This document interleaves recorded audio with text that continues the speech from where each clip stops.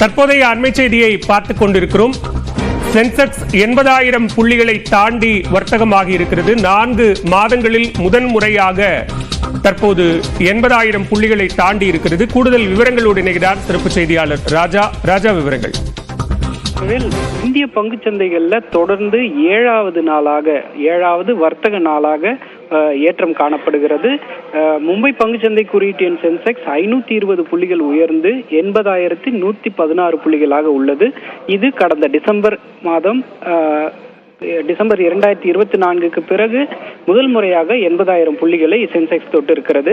அமெரிக்க பங்கு சந்தைகளில் ஏற்பட்ட ஒரு சாதகமான சூழல் காரணமாகவே இந்திய பங்கு சந்தைகளிலும் ஒரு ஏற்றம் காணப்படுகிறது. இதில் முக்கியமாக கவனிக்க வேண்டிய அம்சங்கள், அமெரிக்க பங்கு சந்தைகள் நேற்று பெரிய அளவில் வீழ்ந்தன. இதற்கு அமெரிக்க பெடரல் ரிசர்வின் தலைவராக உள்ள ஜெரோம் பாவலை அமெரிக்க அதிபர் டொனால்டு ட்ரம்ப் பதவி நீக்கம் செய்ய இருக்கிறார் என்ற ஒரு தகவல் வெளியானது. அதுவே ஒரு பிரதானமான காரணமாக இருந்தது.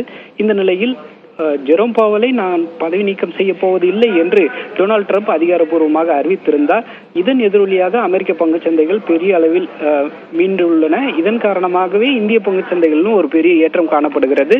ஐடி நிறுவன பங்குகள் 4 விழுக்காடு வரை ஏற்றம் கண்டிருக்கின்றன. குறிப்பாக HCL டெக்னாலஜிஸ், டெக் மஹிந்திரா உள்ளிட்ட நிறுவனங்கள் மிகப்பெரிய லாபத்தை இன்று பதிவு செய்திருக்கின்றன. மேலும் 80 நிறுவனங்கள் கடந்த ஓராண்டில் இல்லாத அளவுக்கு ஒரு மிகப்பெரிய ஒரு ஏற்றத்தை கண்டிருக்கின்றன.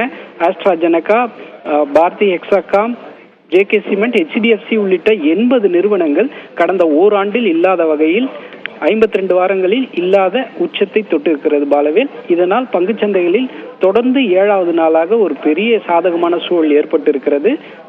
இந்த பஹல்காம் தாக்குதல் தொடர்பாக ஒரு அச்சம் நிலவுவதன் காரணமாக விமானத்துறை மற்றும் ஹோட்டல் துறை பங்குகள் மட்டும் இன்று குறிப்பிடத்தகுந்த அளவுக்கு சரிவை கண்டிருக்கின்றன. மற்றபடி அனைத்து பங்குகளும் ஒரு பெரிய லாபத்தையே பதிவு செய்திருக்கின்றது பாலவேல்.